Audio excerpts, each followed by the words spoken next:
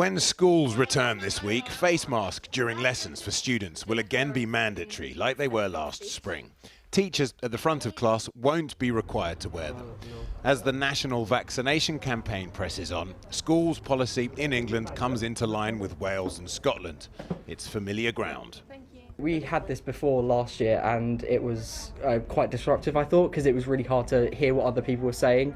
So there was a lot of stuff that was kind of lost in translation, and it made everything a lot more difficult, I thought. Obviously it's a necessary precaution, but it really hindered our ability to speak properly, I think. It might be a bit uncomfortable, just because we're not used to it. But other than that, I think most people, hopefully we're all going to be okay with just keeping everyone safe. Doing whatever it takes to keep young people in face-to-face lessons, says the government, is a top priority. The face coverings is very much a short-term measure, simply to the 26th of January when it will be reviewed, because we recognise that it is not something that many children will want to wear. It recognises the priority of ensuring face-to-face education is made available. That's our number one priority. We're taking additional measures, such as through the introduction of extra ventilation units, 7,000 additional ventilation units announced today. But Plan B always included face coverings. There are concerns, however, about the impact of face masks on learning, well-being and mental health.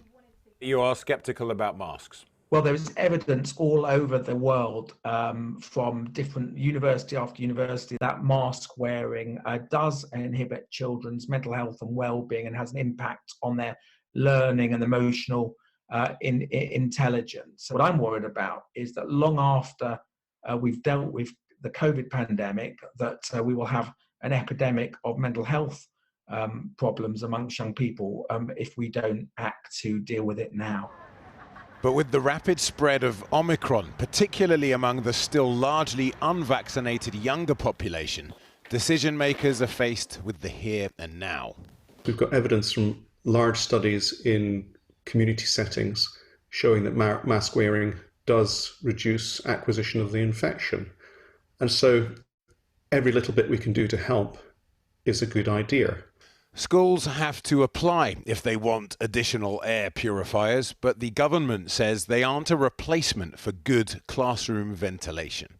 And schools aren't just battling COVID itself, but just like the NHS and businesses across the land, crippling staff shortages caused either by infection or mandatory isolation.